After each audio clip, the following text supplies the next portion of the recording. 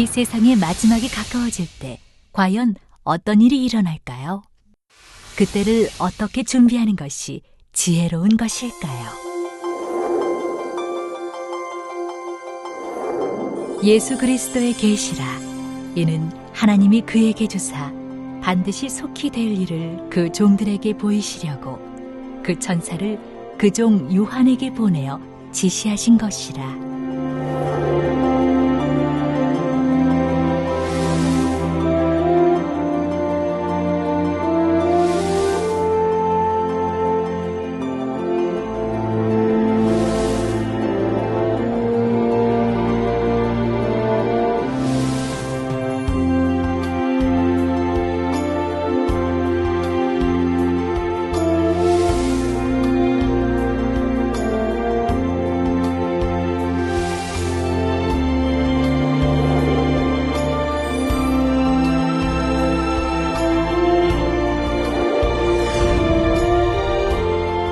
사랑하는 시청자 여러분, 세계적인 보험사 이재롱 목사의 설교를 통해 아버지 하나님의 마음과 뜻을 깨달아 소망과 기쁨 가운데 힘차게 달려가시길 바랍니다.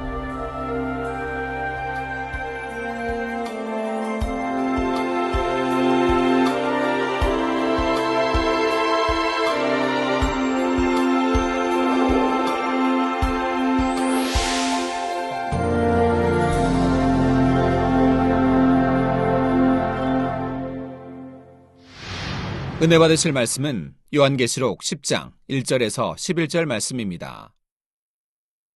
내가 또 보니 힘센 다른 천사가 구름을 입고 하늘에서 내려오는데 그 머리 위에 무지개가 있고 그 얼굴은 해 같고 그 발은 불기둥 같으며 그 손에 펴놓인 작은 책을 들고 그 오른발은 바다를 밟고 왼발은 땅을 밟고 사자의 부르짖는 것 같이 큰 소리로 외치니 외칠 때에 일곱 우레가 그 소리를 발하더라. 일곱 우레가 발할 때에 내가 기록하려고 하다가 곧 들으니 하늘에서 소리 나서 말하기를 일곱 우레가 발한 것을 임봉하고 기록하지 말라 하더라.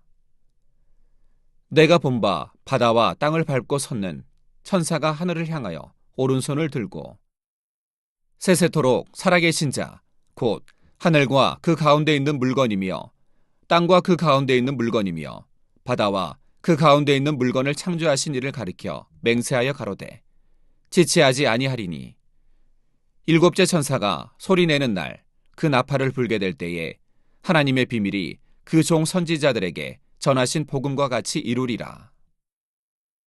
하늘에서 나서 내게 들리던 음성이 또 내게 말하여 가로되 내가 가서 바다와 땅을 밟고 섰는 천사의 손에 펴놓인 책을 가지라 하기로 내가 천사에게 나아가 작은 책을 달라 한즉 천사가 가로되 갖다 먹어버리라. 내 배에는 쓰나 내 입에는 꿀같이 달리라 하거늘 내가 천사의 손에서 작은 책을 갖다 먹어버리니 내 입에는 꿀같이 다나 먹은 후에 내 배에서는 쓰게 되더라. 저가 내게 말하기를 내가 많은 백성과 나라와 방언과 임금에게 다시 예언하여야 하리라 하더라. 사랑하는 성도 여러분, 시청자 여러분, 오늘 본문은 7년 환란 전체로 볼 때 중반에 접어드는 시점입니다. 후 3년 반을 향해 가는 시점이지요. 재앙이 최고조에 이르는 때이기도 합니다. 하나님께서는 천사를 보내어 후 3년 반 동안에 있을 재앙에 대해 선포케 하십니다. 힘센 천사의 손에 들린 작은 책에 바로 그 내용들이 기록되어 있지요. 천사가 큰 소리로 외칠 때 일곱 우레가 소리를 발합니다. 후 3년 반 동안 사람들을 공포로 몰아갈 재앙들에 관한 소리이지요. 사도 요한이 이 내용을 기록하려 하자 하나님께서는 그렇게 하지 못하도록 하십니다.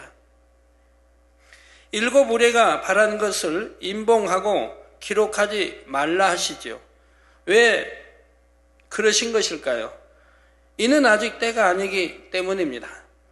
이 내용은 7년 환란이 임했을 때 비로소 사람들의 눈앞에 펼쳐지게 되지요. 그때서야 사람들은 모든 것을 알게 됩니다.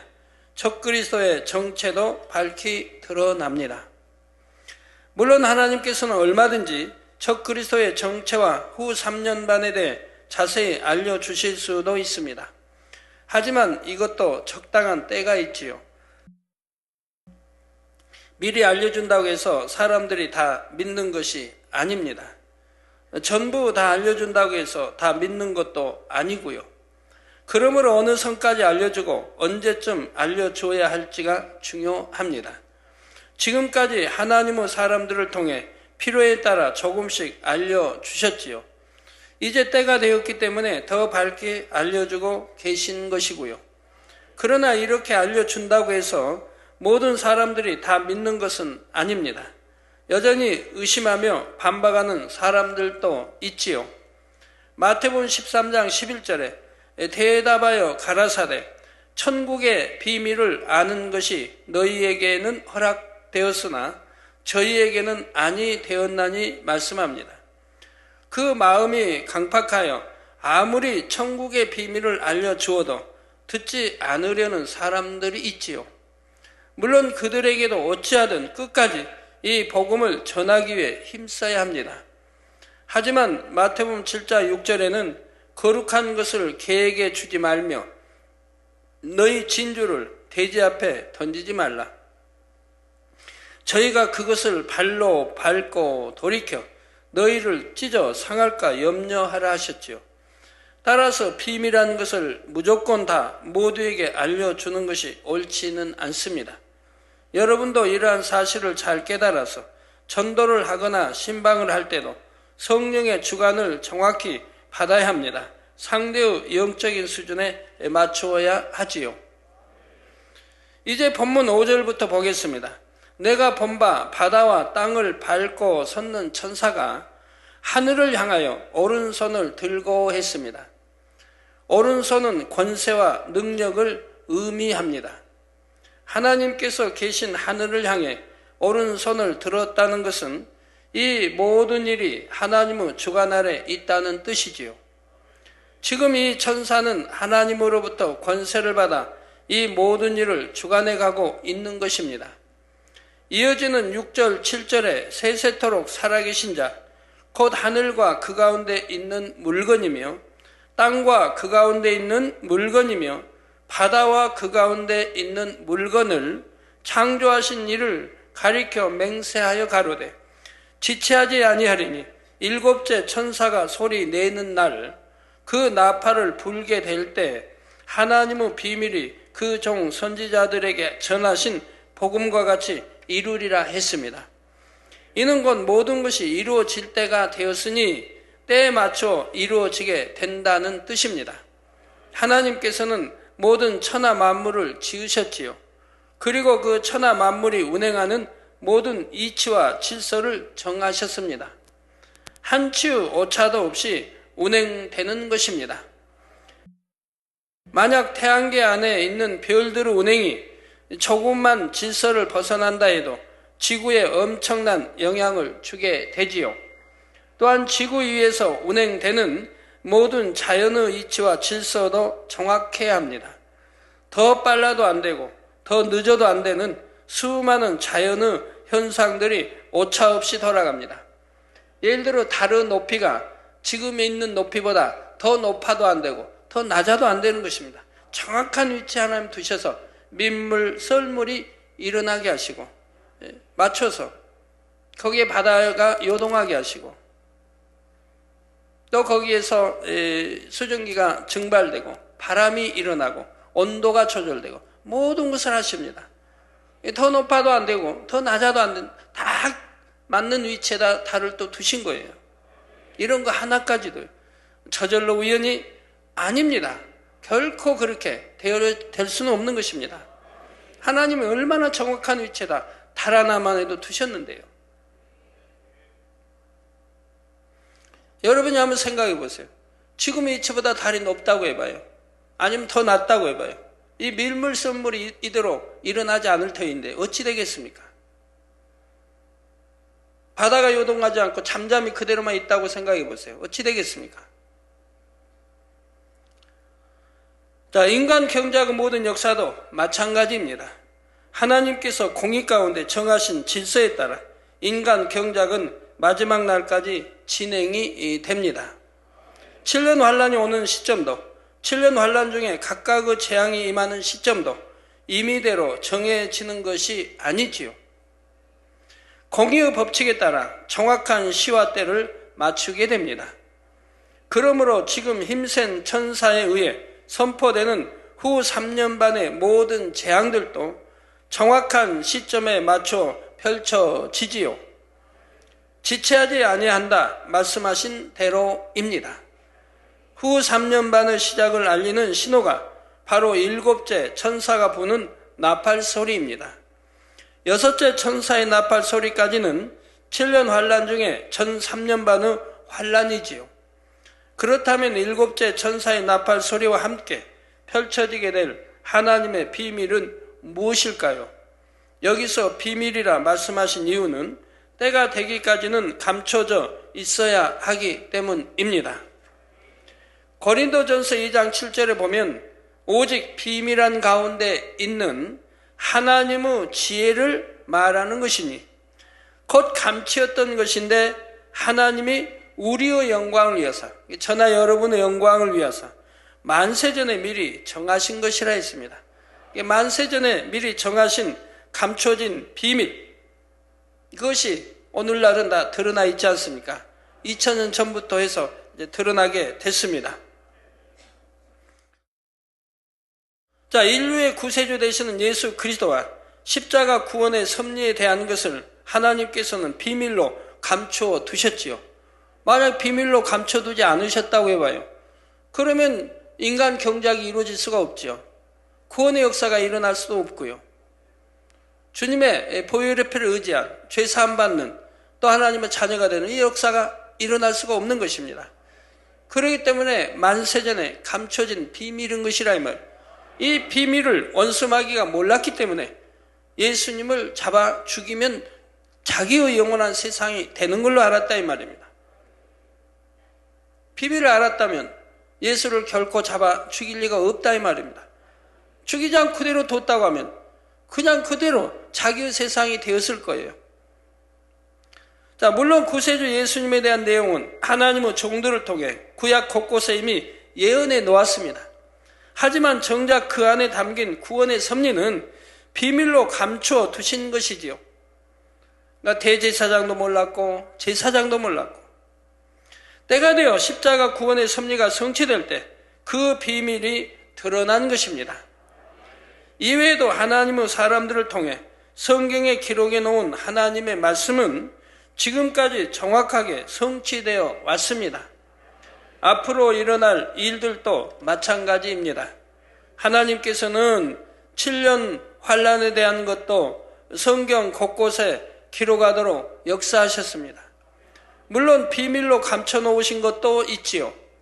분명히 성경에는 기록되어 있음에도 때가 되어 그 모든 일들이 현실로 드러나기까지는 사람들로 하여금 깨닫지 못하게 하신 것입니다.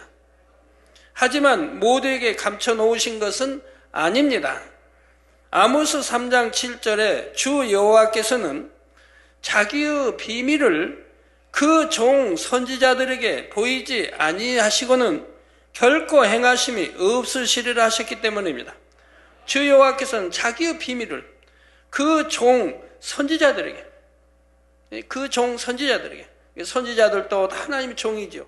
그 종 선지자들에게 보이지 아니하시고는 결코 행하심이 없으시리라 하셨습니다. 따라서 하나님께서는 마지막에 있을 주님의 재림과 7년 환란, 천년 왕국 등에 대해서도 필요에 따라 반드시 알려주십니다. 합당한 하나님의 사람을 통해서 말입니다. 그런데 문제는 이처럼 알려주어도 그것을 믿느냐 믿지 않느냐는 듣는 사람 본인의 선택이라는 점이지요. 아무리 깊은 비밀을 알려주어도 정작 듣는 사람이 믿지 않으면 소용이 없습니다. 지금 증거되는 이 말씀도 수많은 사람들에게 전해질 것입니다. 그러나 이 말씀을 듣는 사람들 중에도 어떤 사람은 믿고 깨어나겠지만 어떤 사람은 믿지 않겠지요. 하지만 막상 이 말씀에 예언된 모든 일들이 자신들의 눈앞에 펼쳐지게 되면 그때는 많은 사람들이 믿을 것입니다.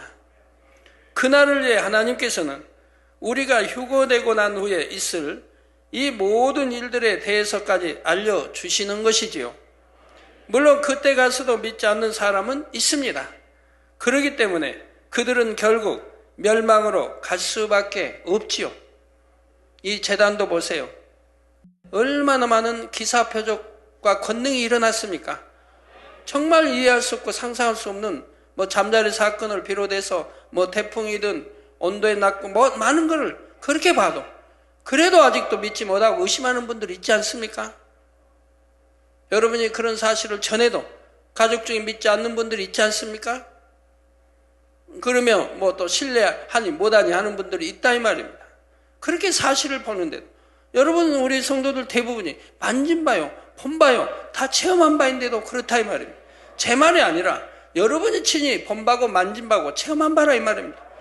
어느 누구도 여기에 대부분이 부인하지 못할 사실을 말해도 여러분 가족 중에 의심하고 믿지 못하고 신뢰 못하고 한다는 분들이 있는 것이라 이 말입니다. 그렇다면 오늘 본문에 나오는 하나님의 비밀은 어떤 내용일까요? 적그리스도의 멸망과 그 이후에 도래할 천년 왕국에 대한 것입니다. 후 3년 반이 되면 적그리스도는 본격적으로 활동하게 되지요. 전 세계에 대한 절대적인 지배권을 가지고 이 세상을 주관해 갑니다. 믿는 사람들에 대한 핍박도 본격화되고요. 이 육의 세상의 힘을 규합하여 하나님을 대적하는 세력이 되는 것입니다. 그런데 계속될 것만 같았던 적그리스도의 세력도 결국 종말을 맞지요. 예전에 이미 설명드린 대로 스스로가 무너질 수밖에 없는 여러 가지 불씨들을 가지고 있다 했습니다. 때가 되어 이러한 불씨들이 표면화되면서 적그리스도의 세력은 무너지고 맙니다. 그리고 천년왕국이 도래하지요. 이것은 여러분이 이미 계시록 강해를 통해 익히 알고 있는 내용들입니다. 하지만 이 내용들이 사실은 때가 되기까지 감추어 있어야 했던 비밀이지요. 그런데 이처럼 그 비밀의 내용을 풀어주었으니 더 이상 비밀이 아닐까요? 그렇지 않습니다. 예수님을 통한 십자가 구원의 섭리의 비밀이 이미 2000여 년 전에 풀어졌음에도 여전히 그 비밀을 깨닫지 못하는 사람들이 많지요. 십자가의 도, 구원의 도 하나 깨닫지 못하는 분들이 이 세상에 얼마나 많아요. 주의 종들도 마찬가지입니다. 그래서 바로 이 십자가의 도, 구원의 도를 제가 어디 가면 이제 첫 시간에 주로 설교를 하는데 그 설교 한 편만 듣고도 수많은 목회자들이 눈물을 흘리게 되고 왜 이러한 비밀을 이제 알려주십니까? 한다 이 말이에요. 성경에 다 있는데 구약 신약에 있는데 못 깨우친다 이 말입니다. 왜 우리 주님이 육신을 입고 이 땅에 오셨는지, 왜 성령으로 잉태되었는지, 왜 십자가에 못 박혀 피 꼭 흘려주셔야 하는지, 왜 나무 십자가에 달려야 하셨는지 안다고 해도 정확하게 깨뜨려 연결해서 알지를 못한다 이 말입니다. 2000년이 지났는데도 그렇다 이 말입니다. 그러니 얼마나 안타까운 일입니까? 우리 주님이 태어나신 바로 고향이요 나라인 이스라엘도 모르지 않습니까? 지금도 모르지 않습니까? 제가 가서 이 비밀을 알리면 너무너무 목회자들이 기뻐하고 행복한 거예요. 성도들도 마찬가지. 왜 이제야 이런 비밀을, 왜 이러한 것을 이제야 아느냐고 한다 이 말입니다. 이미 2000년 전에 다 알려드렸지만 못 깨닫고 모르고 있다 이 말입니다.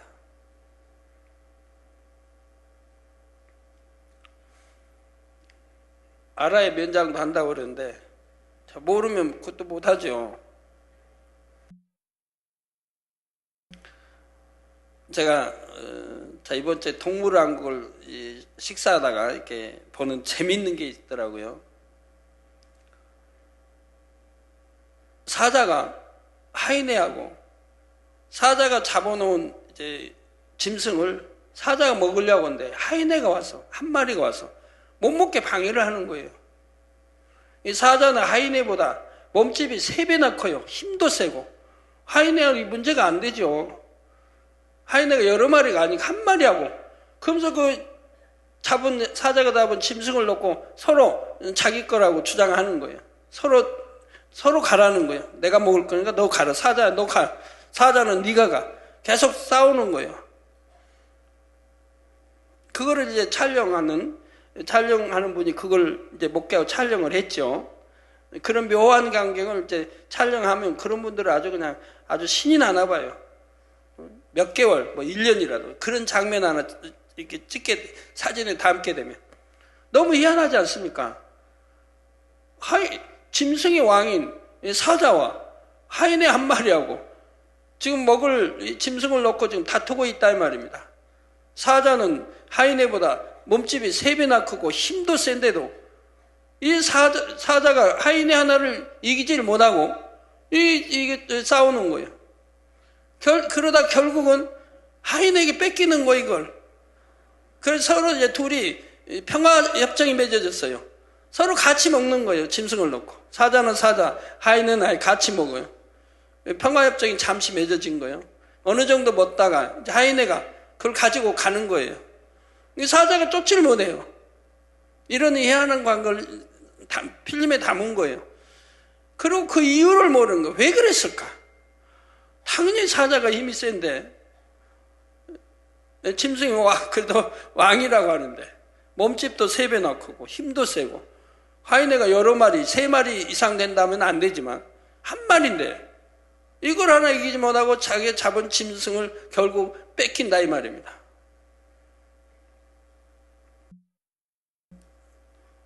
수수께끼로 남겨둘까요? 설명해요. 이제 찍은 분이 유심히 관찰을 한 겁니다. 찍은 거 다 이렇게 유심히 이렇게 연구를 이제 왜 그랬을까? 이해가 안 된다. 왜 사자가 하이네한테 결국은 뺏기는가? 먹을 걸 뺏기고 마는가? 하이네는 나중에는 싸우다가 서로 앉으니까 그냥 평화협정 맺고 같이 먹다가 나중에 하이네가 그냥 물고 가는 거예요. 그래서 사자는 보고만 있는 거예요. 이해가 안 돼서 이제 쭉 검토하고 연구를 해보니까 이 사자가 새끼를 뵌 겁니다. 새끼를 뵌 거예요. 새끼를 보니까 이 하이네하고 격렬 싸우다는 이 새끼가 위험하다 이 말입니다. 다칠 염려가 있고 죽을 염려가 위험하다 이 말입니다. 그러니까 사자가 함부로 공격을 못하는 거예요. 하이네는 또 그걸 알았다 이 말입니다. 사자가 새끼를 베서 자기를 함부로 하지 못할 거를 또 알았다 이 말이에요. 그래서 싸움이 된 거라 이 말입니다. 그러니까 같이 이제 먹다가 결국은 하이네가 물고 가는 겁니다. 사자도 자기 새끼를 참 이처럼 사랑한다 이 말이에요. 그걸 찍은 사람도 그 이유를 모를 때는 왜 그랬을까 하는데 곰곰이 이제 연구 분석해보고 생각해보니까 사자 배가 있게 부르거든요.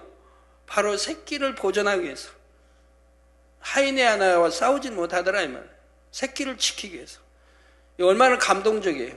여러분 눈물 안 흘리시죠? 저 같은 그거 보고 눈물을 또 얼마나 흘렸는데 너무 감동적이어서. 짐승이라도 저렇게 새끼 하나를 살리기 위해서 자기가 잡은 짐승을 하이네에게 뺏기면서 그 별것도 아닌 하이네하고 싸워서 뺏기면서까지 눈물을 참고 살아가 견뎌야 되는데 새끼를 지키기 보존하기. 근데 우리 사람은 어떻습니까?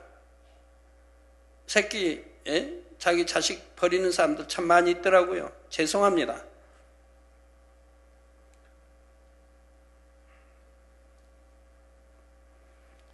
여러분 이런 동물왕국보 봐도요.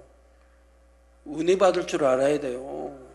그냥 보기만 하면 뭐예요? 은혜 받고 감동함을 느낄 줄, 감동함도 입을 줄 알아야 되고 하나하나 다 그래야 하는 거지. 그냥 보면 재밌어요? 재미로 보나요? 감동함이 와야 재미도 있는 거지. 느끼는 게 있어야죠. 짐승의 사랑도 얼마나 모든 것들이 자기 새끼들은 그렇게 사랑하고 생명을 다해 지키려고 하지 않습니까?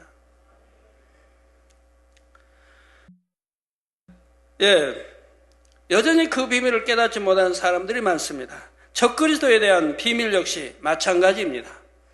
아무리 적그리스도에 대해 풀어주어도 정작 그들 자신은 깨닫지를 못하지요. 또한 적그리스도에 동조하게 될 수많은 사람들도 깨닫지를 못합니다. 만약 그들이 정말 이 비밀을 깨닫는다면 어찌 적그리스도와 함께 하겠습니까? 그런데 이처럼 적그리스도에 대해 풀어주어도 여전히 그들과 함께하는 사람들이 나옵니다. 아무리 예수 그리스도에 대해 전해도 전혀 듣지 않는 사람들처럼 말입니다. 그래서 결국은 7년 환란 때가 되면 하나님을 대적하는 적그리스도의 세력에 동조하는 많은 사람들이 나오는 것이지요.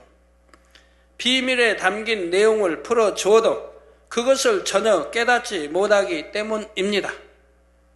또 믿으려고 하지도 않고요. 그러므로 여러분은 계시록 강해를 들을 영적인 귀가 열려 있음에 감사해야 됩니다. 여러분들은 믿고 또 얼마나 사모하고 이렇게 들으시려고 하지 않습니까? 8절 9절에 하늘에서 나서 내게 들리던 음성이 또 내게 말하여 가로되 내가 가서 바다와 땅을 밟고 섰는 천사의 손에 펴 놓인 책을 가지라 하기로 내가 천사에게 나아가 작은 책을 달라 한즉 천사가 가로되 갖다 먹어버리라 내 배에는 쓰나 내 입에는 꿀같이 달리라 하거늘 했습니다.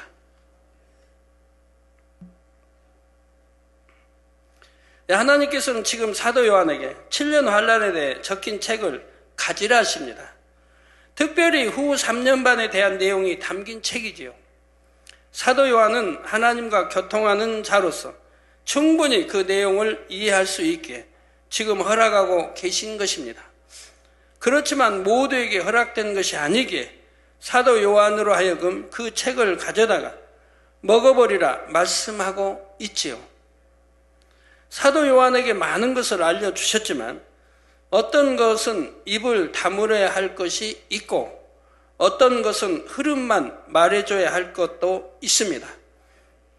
또 어떤 사람에게는 알려줌으로 인해 오히려 시험에 들어 실족하는 경우가 있는가 하면 반면에 어떤 사람에게는 살짝만 알려줘도 그 안에서 많은 것을 깨닫는 경우도 있지요. 그러므로 사도 요한도 여러 계시를 받았지만 그 중에는 말할 것과 하지 말아야 할 것이 있었습니다. 그렇다면 왜 사도 요한은 작은 책을 먹었을 때 입에는 달지만 배에는 썼던 것일까요? 먼저 입에는 달다는 것은 하나님의 말씀이 깨달아질 때 느끼는 기쁨과 감사와 감격을 의미합니다. 여러분들도 정말 영으로 들어가는 분들은 하나님의 말씀이 꿀맛 송이꿀같이 달지 않습니까? 또 들어도 또 듣고 싶고. 근데 그러지 않은 사람은 이해가 안 될 거예요. 이렇게 그냥 빨리 예배 끝났으면 좋고 설교도 왜 저렇게 길까 빨리 끝냈으면 좋고 헌데 어떤 분은 그냥 들어도 더 듣고 싶고 꿀맛과 같고 송이꿀과 같다고 하니 체험해보지 않은 분은 모르는 거죠. 그러나 체험해본 여기에 대다수 여러분들은 인정한다 이 말입니다.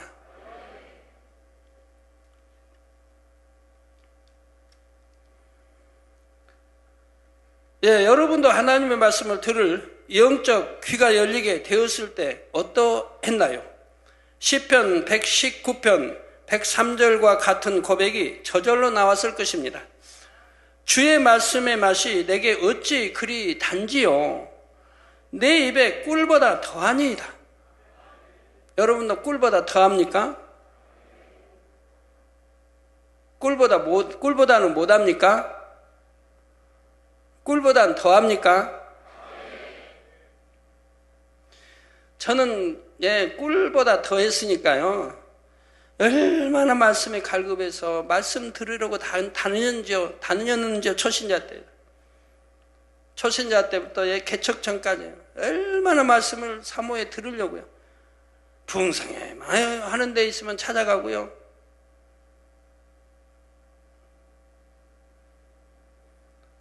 그리고 이제 그래서 시간만 있으면 산에 가고요. 산에 가면 말씀 늘 들을 수 있지 않습니까? 기도원에 가면, 산 기도원에 가면 늘 말씀이 있으니까. 또 신학교 다닐 때도 방학만 하면 그냥 산으로 가요. 방학했다면 바로 보따리 싸가지고 다음날 가는 거예요. 그때는 가방이 없을 때인가 보따리 싸가지고 갔다고 그래요. 가방 들고는 안 가니까 보따리 싸가지고 가니까.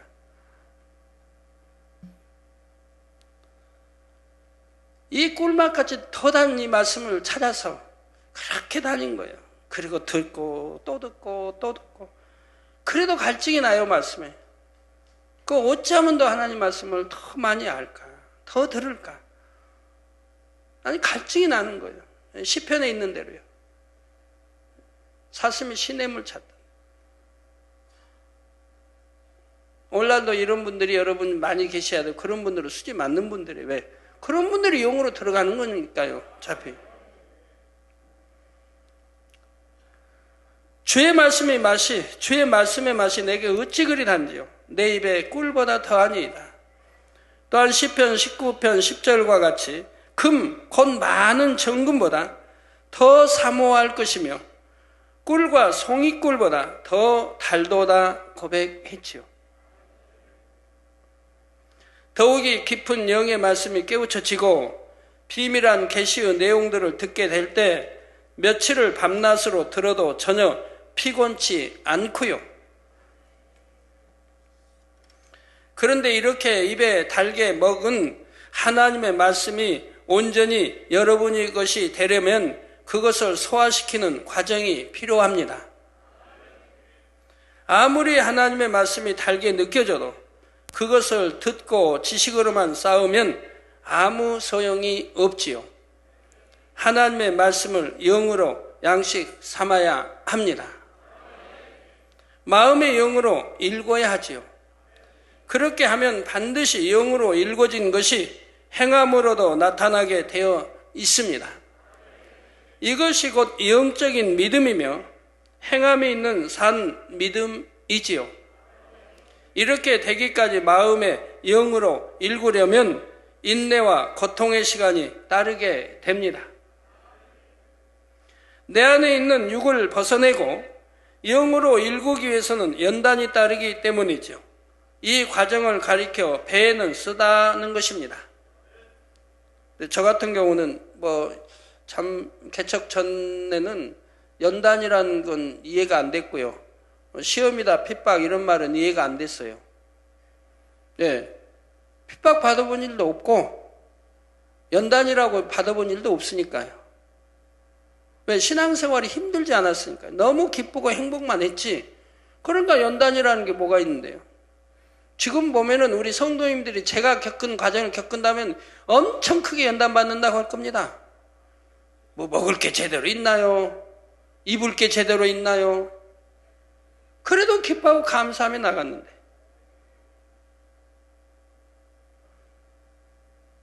그래도 행복하게 신앙생활했는데. 그러니까 연단이란 말이 이해가 안 돼. 왜? 기쁘고 행복하게 신앙생활했으니까. 또 핍박. 누가 뭘 핍박을 해요? 다 기쁘고 감사한데. 그런데 여러분은 아무것도 아닌 가지고 핍박이라고 그러고 연단받는다고 하거든요. 자기가 마음에서 화평을 이루지 못하니까 힘들고 연단받는 것이 저처럼 그냥 범사에 하나님께 감사하고 기뻐하고 기도하고 낮아지고 섬기고 이렇게만 신앙생활 해봐요. 연단이 뭐가 연단인데? 힘들 게 뭐가 있고요. 싸울 일이 없으니까. 내 마음에 싸움이 없으니까.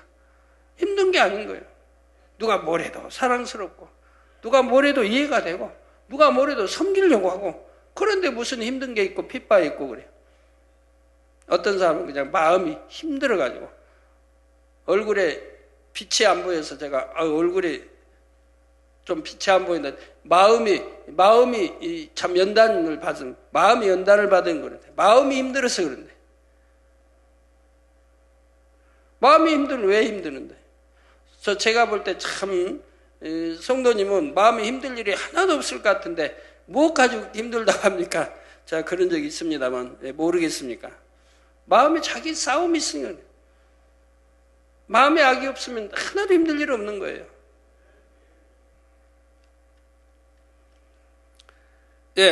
저 베스다 하는 데에는 또 다른 이유가 있습니다. 여러분이 하나님의 말씀을 들으면 점점 더 하나님의 마음과 사랑을 깨닫습니다. 주님의 사랑과 인생들을 향하신 간절한 애통의 마음을 깨닫지요. 그러니 하나님의 말씀이 내 자신에게 다가올 때에는 한없이 달지만 이제 그 말씀을 영혼들에게 적용해 나가다 보면 한없이 쓰게 느껴질 때가 옵니다. 즉 인생들을 향하신 하나님의 사랑을 느낄수록 그 사랑을 깨닫지 못한 채 죽어가는 수많은 영혼들을 볼 때 애통하게 되지요. 주님을 모른 채 죽은 영혼들이 장차 지옥에서 받게 될 형벌을 생각하면 애끓는 마음이 올라오게 됩니다. 하나님께서는 너무나 큰 사랑을 주셨는데 그것을 깨닫지 못하는 영혼들이 안타까운 것이지요. 그러니 하나님의 나라와 영혼들을 위한 애통은 오히려 날이 갈수록 더해지는 것입니다. 사도 요한도 하나님의 비밀을 알았을 때는 너무나 기쁘고 감사했지만 그것이 나중에는 마음의 애통으로 찾아왔던 것입니다. 7년 환란의 참상에 대해 자세히 알면 알수록 그곳에 떨어질 영혼들로 인해 마음 아파해야 했던 것이죠. 자, 그래서 배에는 쓰다 표현하고 있는 것입니다. 즉 사도 요한은 하나님으로부터 계시를 받고 모든 것을 알게 되어 처음에는 너무나 기쁘고 감사했습니다. 그러나 받은 내용을 붙잡고 기도하면 할수록 더 많은 것이 깨우쳐졌지요. 장차 이 땅에 임할 재앙과 그 재앙으로 인해 고통받을 인생들, 이러한 것들로 인해 애통하게 되었습니다. 이것이 바로 내가 천사의 손에서 작은 책을 갖다 먹어버리니 내 입에는 꿀같이 달아 먹은 후에 내 배에서는 쓰게 되다라는 말씀에 담긴 의미입니다. 또한 이 말씀은 개인적인 신앙에도 적용이 된다 했지요.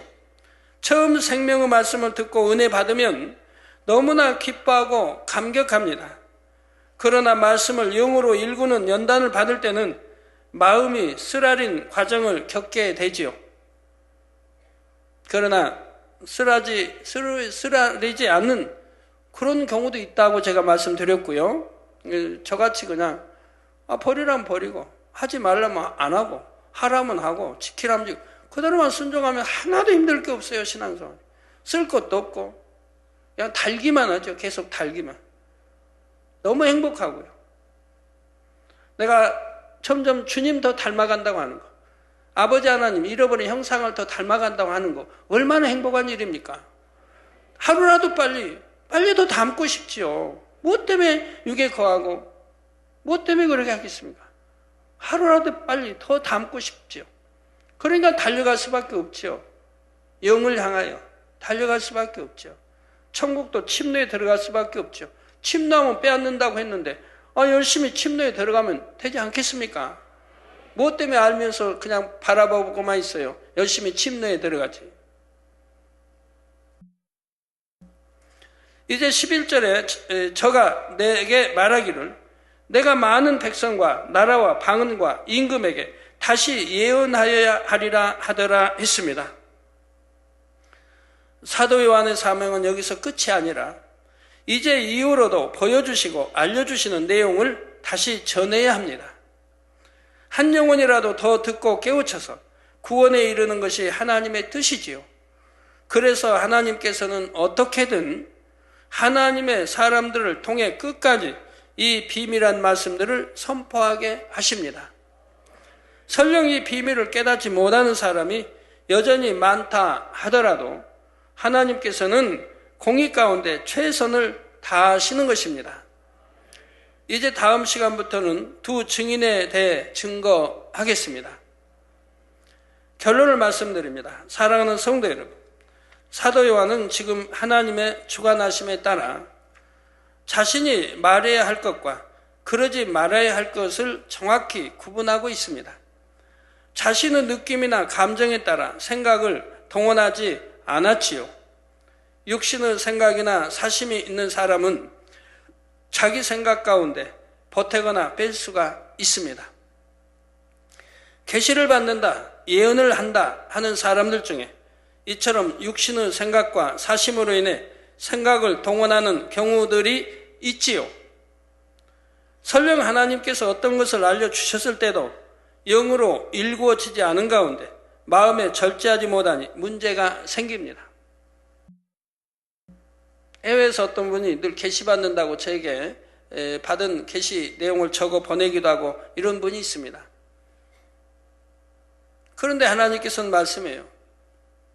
그가 충만히 기도하고 또 너를 그렇게 사랑하고 하기 때문에 참 이렇게 계시 받는다고 말하지만 하나님이 진짜 알려주신 게 아니라 이 말입니다. 본인이 성령의 감동함을 입고 충만을 입다 보니까 깨우쳐지는 것이, 깨우쳐오는 것을 가지고 계시라고 한다 이 말입니다. 하나님 주신 게 아닌데로 본인이 기도하고 본인이 충만을 입으니까 본인이 깨우쳐지는 게 있다 이 말입니다. 깨달아 오는 게 있다 이 말입니다. 또 감동함을, 성령의 감동을 입어서 오는 게 있다 이 말입니다. 그걸 그분은 계시라고 말한다고 하나님 말씀한다 이 말입니다. 그런 경우도 있고요. 여러분 어린 아이들이 이렇게 마치 뭐 계시받는 것처럼 이렇게 하고 합니다만 부모님들은 항상 주의해야 됩니다. 하나님은 어린아이에 그런 게 역사하지 않습니다. 여러분 부모님이 어린아이에게 칼 쥐어줄 리가 없습니다. 어린아이에 칼 쥐어주면 자기 몸을 상하게 됩니다. 칼 가지고 놀다가 넘어지면 다치기라도 할 것이고 칼로 뭐하다가 베일 수도 있는 것이고 어린아이에게는 칼 쥐어주지 않는 것이라 이 말입니다. 하나님도 이 계시를 아무에게나 주는 게 아니라 이 말입니다. 성경에 보면 하나님의 사람 참 뭐 몇백 년에 아니면 뭐 천년에 그 귀하게 하나 골라 하나님이 이제 중심을 보시고 택하셔서 연단하셔가지고 수십 년 연단해서 그릇 만들어서 그때부터 하나님과 교통을 이루게 이렇게 해오셨다 이 말입니다. 그래서 오늘날도 그렇게 계시받을 수 있는 사람이 있다면 얼마나 좋겠습니까? 마음의 성결을 이루고 악은 모양도 없이 영으로 들어가 온영으로 들어가서 하나님과 교통을 이룰 수 있는 그런 분들이 많이 있다면 얼마나 좋겠습니까? 그런 분들이 있다면 그런 분들은 세계 다 연합될 겁니다. 하나로 다 뭉쳐진다 하면 서로 통할 수 있으니까 성령의 띠로 다 진리의 띠로 하나 될 수 있으니까.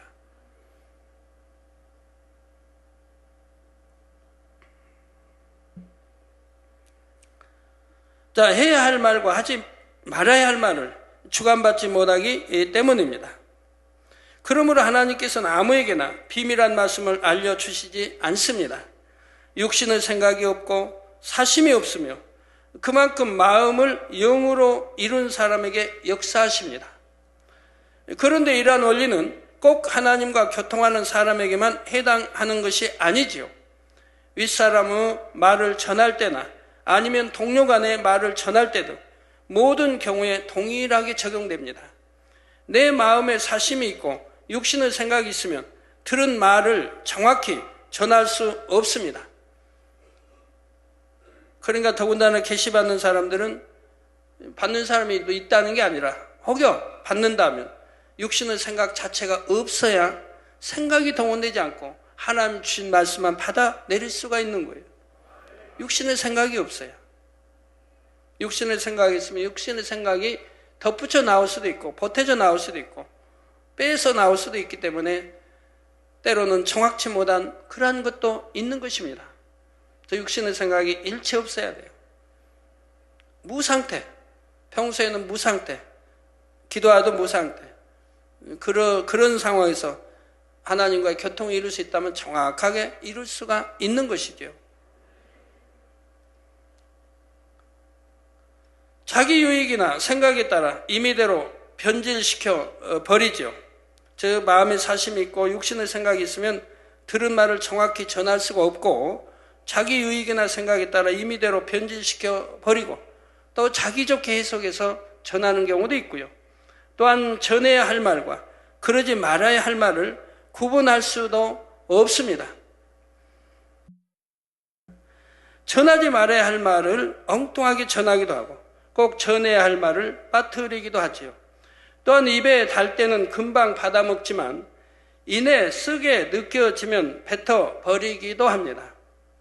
자기가 좋아서 아멘 해놓고는 나중에 힘들어지면 핑계나 이유를 대지요.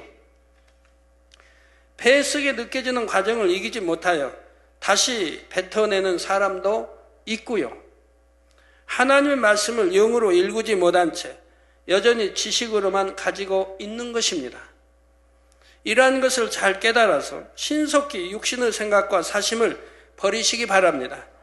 그래야 성령의 밝은 음성과 주관과 인도를 받으며 하나님의 뜻을 쫓을 수가 있습니다.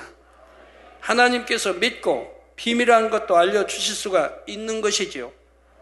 고린도전서 4장 1절에 사람이 마땅히 우리를 그리스도의 일꾼이요 하나님의 비밀을 맡은 자로 여길지어다 하신 말씀대로입니다.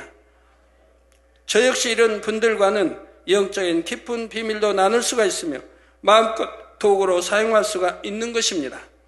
이처럼 하나님의 나라의 비밀까지라도 맡을 수 있는 여러분 모두가 되시기를 주님의 이름으로 축원합니다. 말씀 상고하시면서 통성으로 다 같이 기도하시겠습니다. 할렐루야. 주님 은혜와 사랑에 감사를 드립니다. 아버지, 오늘 또 들은 말씀이 믿음이 되고 생명이 되게 축복해 주시기를 원합니다. 아버지 감사합니다. 이 계시록 말씀 하나하나 앞으로 되어질 일이나 우리가 마음에 명심하고 아버지 또 되어질 일들을 알게 도와주셔서 믿음이 되고 생명이 되게 축복해 주시고 더욱 소망이 되게 축복해 주시고 항상 깨어 기름 준비하는데 부족됨이 없는 하나님의 자녀들이 되게 축복해 주시기를 원합니다. 주여 감사합니다. 우리 주 예수 그리스도의 이름으로 기도하옵나이다. 아멘.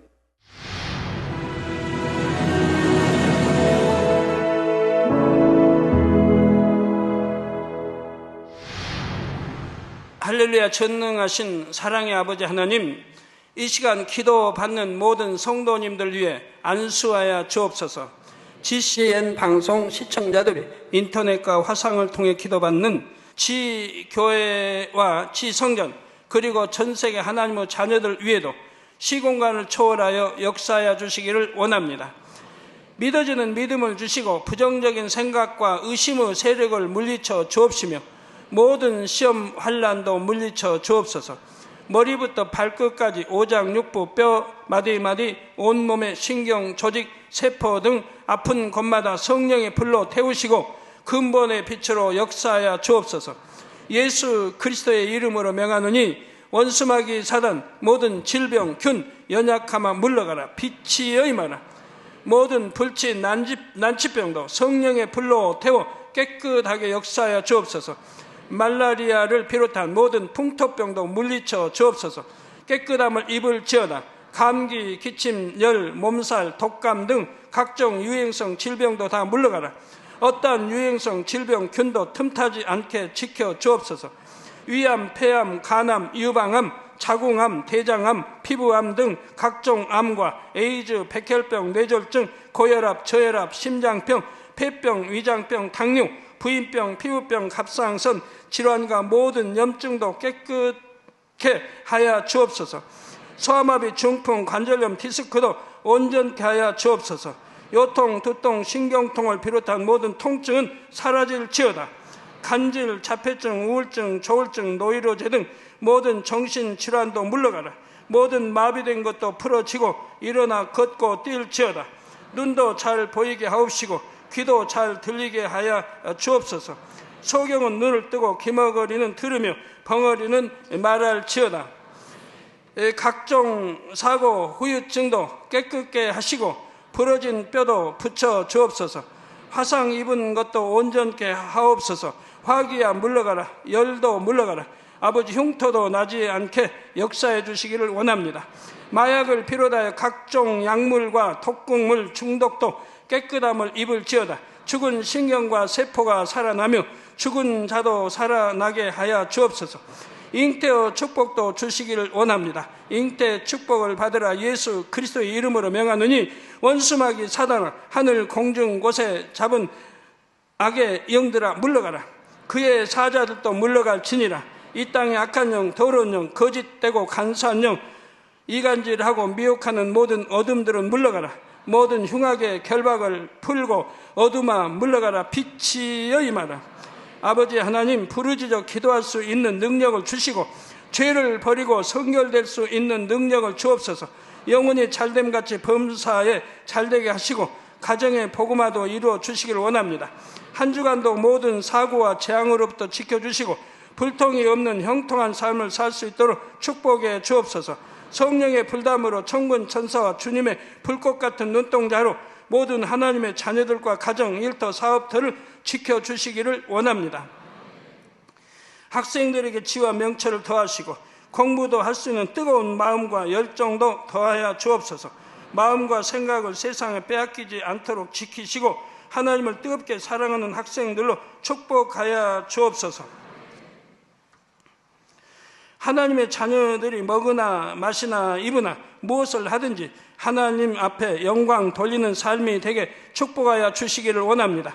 나는 하나님을 만났노라, 체험했노라, 응답 받았노라, 축복 받았노라, 간증하는 입술이 되게 역사하여 주옵소서. 아버지 하나님 감사합니다. 홀로 영광 받으옵소서. 우리 주 예수 그리스도의 이름으로 기도하옵나이다. 아멘.